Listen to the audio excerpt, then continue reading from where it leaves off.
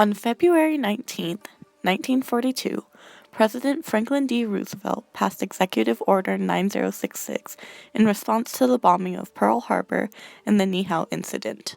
This order stated that all people with Japanese ancestry were ordered to relocate to designated areas commissioned by the U.S. government. These designated areas were barrack-style shacks made to accommodate large amounts of people at any given time, and were generally referred to as internment camps.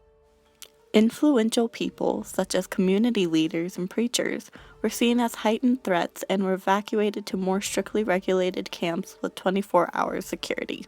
These camps were known as justice camps.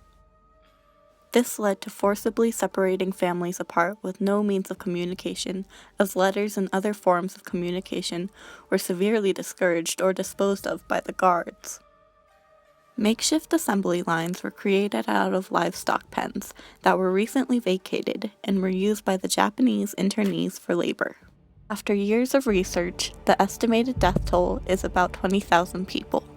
Most were children and elderly people that were victim to malnutrition, extreme climate change, and very limited medical assistance. There were 7 confirmed cases of death by gunfire, but speculation reaches a little over 200 unconfirmed killings. But it didn't end there. The conditions of the internment camps led to long-term effects that cut down one's life expectancy down by 5 years or more, due to terminal illnesses, emotional trauma, and other lingering factors. These camps and the conditions were so strictly regulated that there was almost no interaction with the outside world and were kept hidden from the general public.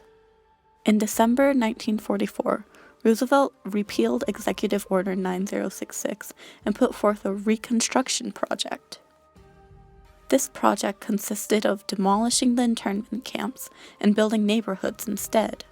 Yet even these neighborhoods were set on the market to draw middle and upper-class families, not Japanese-American internees who had had their houses raided and financial assets frozen.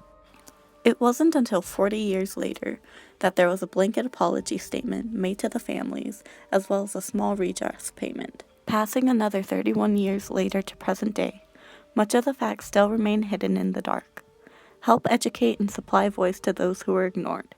Join and become a member of the New Mexico Japanese American Citizens League. Together we can help protect and uphold the humanitarian rights for all people.